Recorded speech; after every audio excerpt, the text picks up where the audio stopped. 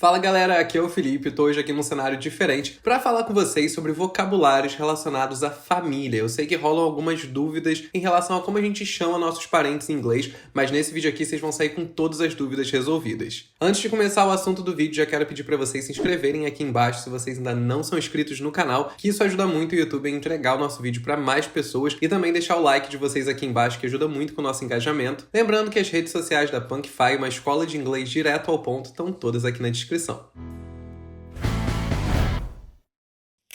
Bom, galera, vamos começar montando uma árvore genealógica para ficar mais fácil a gente poder se organizar. Então vamos começar pelos nossos pais. Como é que a gente chama nossos pais em inglês? A gente tem a palavra father, que é relativa ao nosso pai, e a gente tem a palavra mother, que é relativa à nossa mãe. Essas duas pessoas, os nossos pais, eles podem ser chamados em conjunto, em inglês, de parents. É muito importante a gente lembrar que, apesar da similaridade entre a palavra parents e a nossa parentes em português, elas não significam a mesma coisa. Parents são exclusivamente os nossos pais e mães. Qualquer outros familiares com outros parentescos não são chamados de parents. Então, afinal, como é que a gente fala parentes em inglês? A palavra para falar de pessoas que são da sua família, seja por um vínculo sanguíneo ou por um vínculo de casamento, é relatives.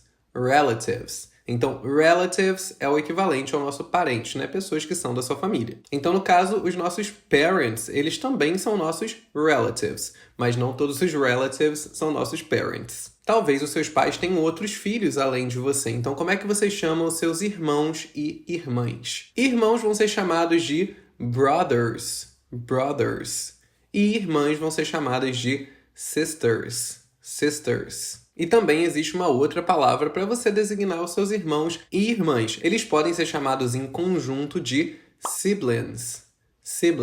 Então, siblings são todas as outras pessoas, filhas dos seus pais. Então, irmãos e irmãs. E lembrando que siblings também são relatives, porém existe esse outro nome para falar especificamente dos seus irmãos e irmãs. Continuando, a gente tem aí os pais dos nossos pais, Então, se a gente tem father e mother para falar de pai e mãe, a gente vai ter grandfather para falar de avô e grandmother para falar de avó. Então a gente vai adicionar esse grand aí na frente da palavra para designar que essa pessoa está uma geração acima. E a gente também tem um nome aí para o conjunto dos nossos avós, Então, uma avó e um avô, eles podem ser chamados em conjunto de grandparents. Então, da mesma forma que a gente tem parents para pai e mãe, a gente tem grandparents para avós e avós. Agora, se esses avós tiverem tido outros filhos além do seu pai e da sua mãe, aí eles vão ser seus tios. Em inglês, a gente tem o termo uncle para falar de tios homens, e a gente tem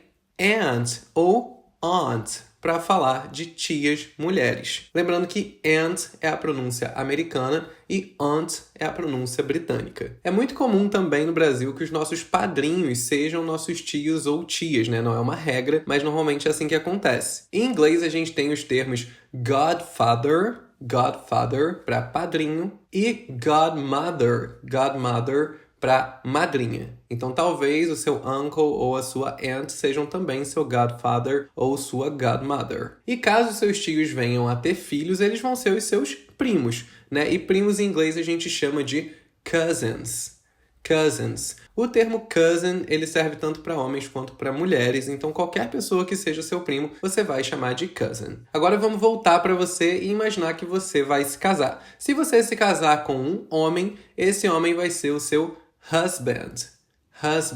Se você se casar com uma mulher, essa mulher vai se tornar a sua wife.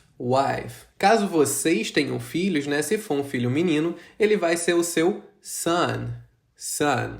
E caso seja uma filha mulher, ela vai ser sua daughter. E a gente também tem um nome em conjunto para filhos e filhas. Eles podem ser chamados de seus children.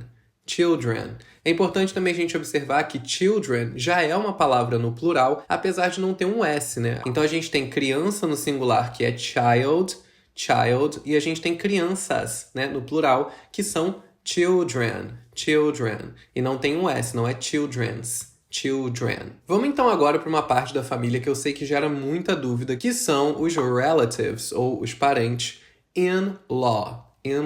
Bom, o termo in-law, basicamente ele indica que essa pessoa se tornou parte da sua família por um vínculo de casamento e não um vínculo sanguíneo. Então, por exemplo, se seu filho se casa com uma mulher, ela vai passar a ser sua daughter, né, por conta de estar ali na mesma área da árvore genealógica que o seu filho, porém sua daughter-in-law. Afinal, ela entrou na sua família por conta de um casamento. Da mesma forma que você, por exemplo, se você for um homem, você vai ser para essa pessoa in-law que entrou na sua família, o father-in-law dela, porque para ela você também entrou na família dela através de um casamento. Então, quando a gente fala de sogros e sogras, eles são nossos parents-in-law, mother-in-law, father-in-law. Quando a gente fala de genros, noras, son-in-law, daughter-in-law. Então lembrem que esse termo ele é relativo a pessoas que entraram na sua família por conta de se casarem com algum parente seu. Caso seus filhos tenham filhos, da mesma forma que a gente viu que a gente tem father e mother e grandfather, grandmother, para baixo a gente vai usar a mesma regra. Então você tem son e daughter e grandson, granddaughter. Quer dizer que existem duas gerações entre vocês. Então your grandson, seu neto, your granddaughter, sua neta. E da mesma forma que seus filhos e filhas podem ser chamados de children, seus netos e netas podem ser chamados de grandchildren. E por último, falando um pouco mais sobre nossos irmãos e irmãs, se por exemplo um dos seus irmãos se casa com um cara, a gente já aprendeu que pessoas que chegam na nossa família através de um casamento, elas são in-law. Então no caso, essa pessoa nova que chegou na sua família vai ser seu brother-in-law ou vai ser sua sister-in-law. Porque, como eu falei, tá ali na mesma área da árvore genealógica da sua sister ou do seu brother, porém ele não era da sua família até se casar com um dos seus irmãos. Então, se, por exemplo, o seu brother ele tem um filho com a sua sister-in-law, que no caso é a esposa dele, os termos que a gente usa para sobrinho e sobrinha vão ser nephew ou niece. Nephew, niece. Nephew para menino, niece para menina. Se vocês ainda ficaram com alguma dúvida em relação a vocabulários ligados à família, não esquece de deixar aqui embaixo nos comentários que eu vou estar respondendo todo mundo. Mais uma vez, pedir para vocês se inscreverem aqui no canal se vocês ainda não são inscritos, deixarem o like de vocês aqui embaixo também e lembrando que as redes sociais da Punkify, uma escola de inglês direto ao ponto, estão todas aqui na descrição. Eu vou ficando por aqui e até o próximo vídeo.